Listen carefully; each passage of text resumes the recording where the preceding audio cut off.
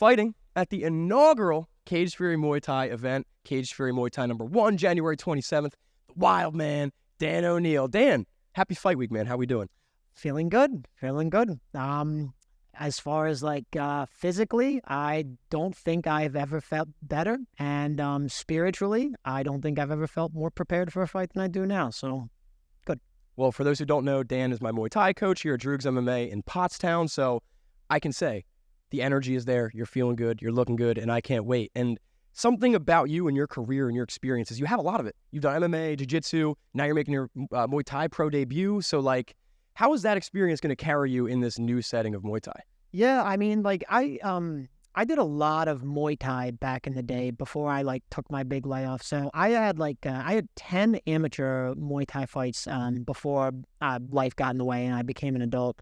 So I was 8-2 in amateur Muay Thai, and then I kind of put it down for a decade. And then COVID came around, shut down all my other hobbies. I was really into playing ultimate frisbee and doing Pokemon cards, but then everything seemed to shut down, with the exception of martial arts gyms. So, and UFC, that was the only sport I could gamble on. And then I watched Sean O'Malley fight, and I was like, that guy's amazing. I want to do that. I got to get back into it. So then I just signed up for martial arts, and I'm not someone who does things halfway. So somehow parlayed that into this. But yeah, I've just been a martial arts fan. I've dabbled in all sorts of martial arts pretty much my entire adult life. So just I'm very comfortable fighting, being in the fighting world. It's actually my favorite hobby in the whole world. So I don't know if I have a lot of experience, and I think I have a lot of experience in enough martial arts that it carried me. But just at the end of the day, I just love being part of this game. The fact that you're interviewing me for a professional fight, it's just it's a dream come true.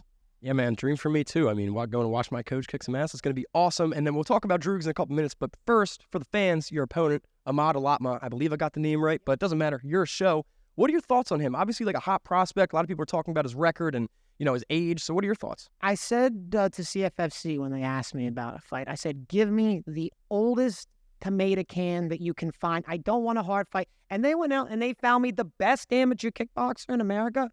Why? That's not what about, beggars and choosers. So, I understand the challenge that is being presented before me. A lot of people say he is the best amateur in America. I believe he's one of the youngest professional fighters in America after this debut. So, I don't do martial arts to take easy fights. I do martial arts to challenge myself, and I am grateful for the opportunity to challenge myself this weekend. Well, you're going to impress everybody. I can promise everybody's watching that. Eddie Torres, you're going to want to get this guy back for sure. And, just seeing your style in here almost every day, and I'm sure you've watched tape on Ahmad, kind of what are you expecting? I don't need a prediction per se, and I don't need you to give away your game plan, but how do you see the fight actually playing out? Yeah, I mean, I've done a lot of Muay Thai in my day, so it's, going to be a north-south banger Muay Thai. We're just going to stand in the center and trade bones and clink parts into each other and see who breaks down. That really is kind of the name of the game of Muay Thai, so I don't plan on deviating from that too much. Just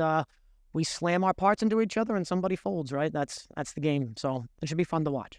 And then obviously this is the first Muay Thai Cage Fury event. They're kind of like my, MMA promotion family. You guys are my MMA gym family. So what do you want out of this, next career jump? What are your goals with Cage Fury Muay Thai? Yeah, that's a great question. And maybe this is just I don't have goals. But my goal in this was just to exercise a little bit. And now I'm so much further ahead of my goals than I ever thought I would be.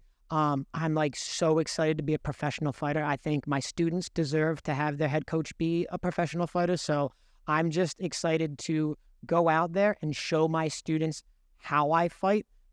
Show them what I expect out of them when they fight, and just let them know that I'm not going to ask them to do anything that I'm not going to do myself. But yeah, I'm 32. I took all my 20s off of martial arts, so I understand that my career is what it is, and I've forgiven myself for that.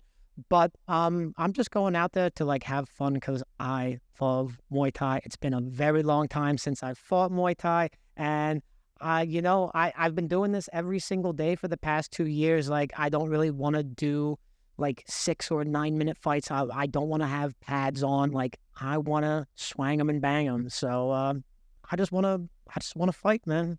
I just want to fight. And after this big win, man, 2024 was still fresh in the year. A lot of people watching this know you as a coach, as their coach, but now you're stepping into the fighter role. And I'm just wondering, what goals do you have for yourself this year with fighting? Like, what's next after this if it all stays healthy? I would like to do a professional fight in all the major fight sports. So Hitting the cycle. yeah, I would. There's a couple guys who I really respect in the local MMA community that are kind of doing that, and I would like to sort of follow in those footsteps. So I'd love to have a pro MMA fight. Love to have a pro boxing fight. Jiu-jitsu, we do the arena stuff, so I like to do the arena stuff when I can.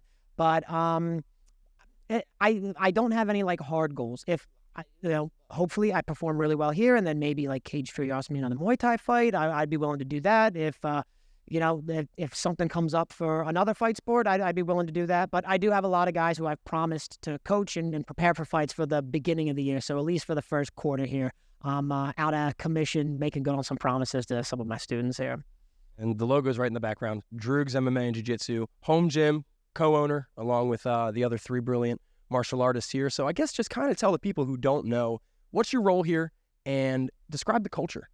I mean, I think what's actually like beautiful about Droogs, if you see the logo, it's just the silhouettes of the 4 owners. So me, my wife Emily, and my very dear friends Catherine and AJ, who are also like a young married couple. Kat and AJ teach the grappling program. Me and Emily teach the striking program, and then me and AJ combined to teach the MMA program. We all do like the grunt business work together, as far as like the cleaning and like doing like the signups and everything. But as far as the martial arts, they leave me alone to teach striking however I want. I teach them alone to teach grappling however they want. We take each other's classes, and we just have like this just wonderful balance of power where there is no power. No one's trying to like be the leader or like impose anything. It's just like Droogs means friends, and this gym really has been like a blank canvas for a bunch of friends to just like meet up and like do martial arts in a super safe and loving and positive environment. And I think it is just a special environment. And like, you know that, but like the only way to actually know what it's about is to be here. And just like we all are just like very blessed to be here at this time together.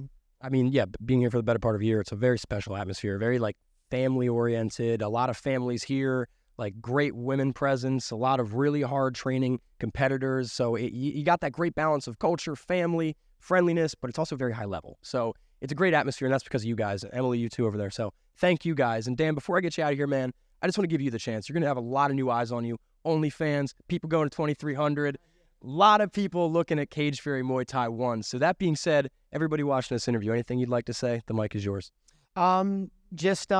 Thank you to Cage Fury and actually Jake for... Okay, thank you for Jake for giving me the opportunity, actually. Jake he reached out to the Cage Fury promotion to actually find this fight for me, and I've just kind of been letting destiny guide my way from, like, getting back into martial arts to opening the gym to, like, finding fights. So I'm just, like, super blessed to be on this journey, and I feel like this is like a second chance at living out a dream that I never got to live out, like, kind of the first go-around. So just if you're watching this, just send some like good vibes into the universe on my behalf, and I'd greatly appreciate that. And follow me and Droogs on Instagram, wildmandan.o on Droogs and Droogs MMA on Instagram. Now you hold for me. You're the interviewer for the last one. All right. So you didn't have to ask. Yeah, there we go. I'll put all the social media stuff below. Make sure you follow Dan. Make sure you follow CFFC Muay Thai, and more importantly, January 27th. Tune the in. CFFC Muay Thai, #1, 2300 Arena, OnlyFans, Wildman, Dan O'Neill. Kick some ass, bro. Thank you.